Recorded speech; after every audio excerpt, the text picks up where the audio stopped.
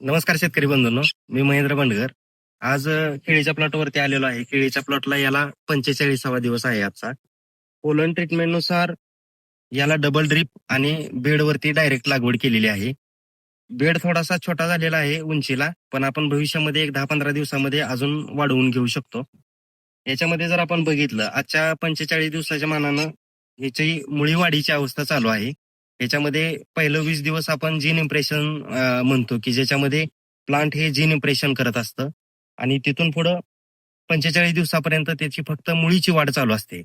मग अशा अवस्थेमध्ये या ठिकाणी जर आपण बघितलं तर दोन गोष्टीची आपल्याला कमतरता दिसत आहे, की ज्याच्यामध्ये इथं जांभळ्या छटा दिसत आहेत आणि याच्यामध्ये शिरांच्या मध्ये पिवळा कलर आपल्याला दिसत आहे. म्हणजेच काय, आपल्याला फॉस्फरस आणि मॅग्नेशियमची कमतरता दिसून येत आहे. मग फॉस्फरस आणि मॅग्नेशियम कमतरता भरून काढण्यासाठी आपल्याला याला ड्रिप मधून phosphoric acid 2 litre, DAP 10 kilo आणि मॅग्नेशियम सल्फेट 5 किलो अशा पद्धतीने आपण ड्रिप मधून देणार आहोत.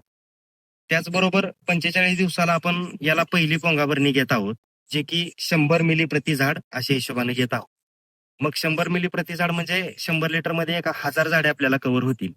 100 लिटर मध्ये पाण्यामध्ये आपल्याला 13-40-13-500 gram Idol 100 ml, Promin 200 ml, Nutripol F 250 ml आणि बोरॉन 100 ग्रॅम अशा पद्धतीने जर आपण पोंगाभरणी या ठिकाणी केली तर आपल्याला 2 पानांमध्ये गॅपिंग चांगल्या पद्धतीने मिळेल आणि 45 दिवसापासून 70 दिवसापर्यंत जो गाठ बनण्याची अवस्था आहे, म्हणजेच काय, याच्यामध्ये या ठिकाणी गाठ मोठी होणारी अवस्था आहे, या अवस्थेमध्ये पण चांगली मदत होईल. मग तुमचा प्रश्न असेल की जर पोंगा ओपन असेल तर त्याच्यामध्ये आपण पोंगा भरणी करू शकतो, पण जर अशा पद्धतीने जर पोंगा बंद असेल तर याला कशा पद्धतीनं पोंगा भरणी करावी, तर ह्याच्या साईडच्या खाचीमध्ये आपण 100 मिली औषध ओतावं, म्हणजे जेणेकरून ती पानामध्ये गॅपिंग वाढत जाईल आणि गॅपिंग वाढल्यामुळं खाली त्याचं हे पण स्टेम पण चांगल्या पद्धतीनं मोठी होईल. धन्यवाद.